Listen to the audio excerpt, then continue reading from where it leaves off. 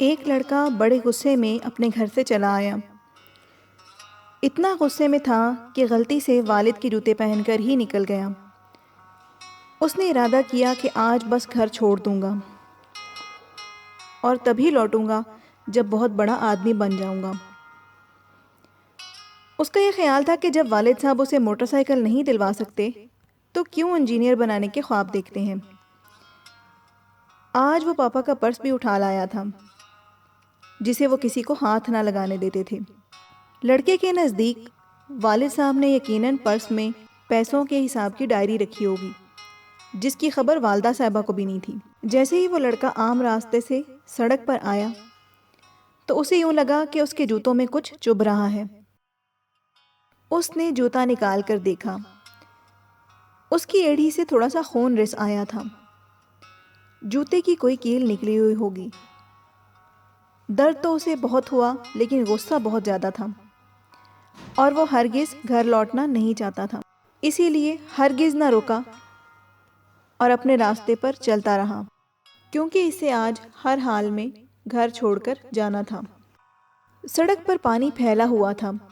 جیسے ہی وہ لڑکا کچھ دور چلا تو اسے اپنے پاؤں میں کچھ گیلا گیلا محسوس ہونے لگا۔ سڑک پر ہر طرف پانی پھیلا ہوا تھا۔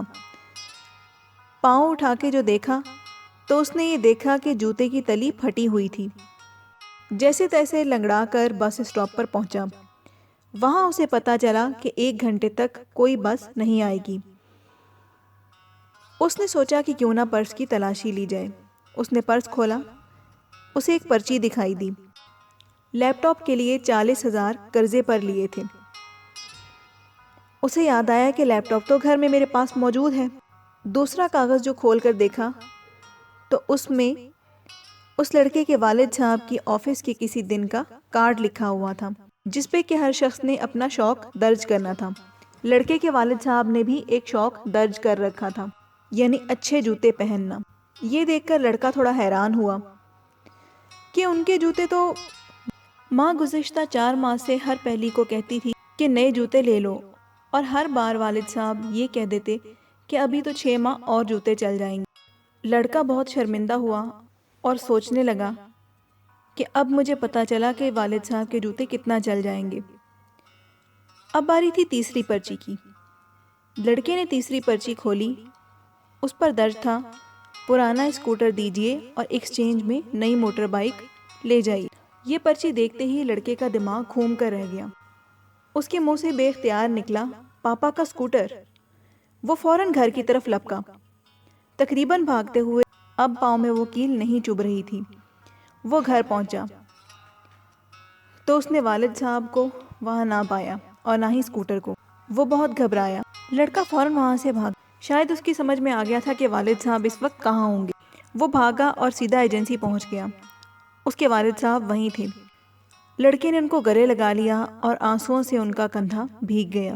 لڑکے نے والد کو کہا، نہیں پاپا، مجھے موٹر سائیکل نہیں چاہیے، بس آپ اپنے نئے جوتے لے لیں، اور مجھے اب بڑا آدمی بننا ہے، وہ بھی آپ کے طریقے سے۔ یہ بات بھی سچ ہے کہ ماں ایک ایسا بینک ہوتی ہے کہ جہاں آپ اپنا ہر احساس اور دکھ جمع کروا سکتے ہیں، اور باپ ایک ایسا کریڈٹ کارڈ ہے جس کے پاس بیلنس نہ ہوتے ہوئے بھی وہ ہمارے خواب پورے کرنے کی خواہش رکھتے ہیں۔ اس لیے ہمارے پاس جو کچھ بھی ہو ہمیں اس میں خوش رہنا چاہیے۔ کیا پتہ اس سب کو حاصل کرنے کے لیے والدین کس کرب سے گزر رہے ہوں اور کتنی مشکلوں اور کوششوں کے بعد انہوں نے ہمارے لیے یہ چیز مہیا کی ہو۔ ویڈیو، کال، واقعہ یا سچی کہانی پسند آنے کی صورت میں اسے لائک اور شیئر ضرور کیا کیجیے۔ اس سے یہ ویڈیو ہزاروں لوگوں کے لیے سبق آموز ثابت ہو سکتی ہے، اور کیا پتہ کہ کب کوئی اچھی بات کسی کے دل میں اتر جائے۔ اپنا اور اپنے آس پاس کے لوگوں کا بہت خیال رکھیے گا۔ اللہ ہمارا اور آپ سب کا حامی و ناصر ہو۔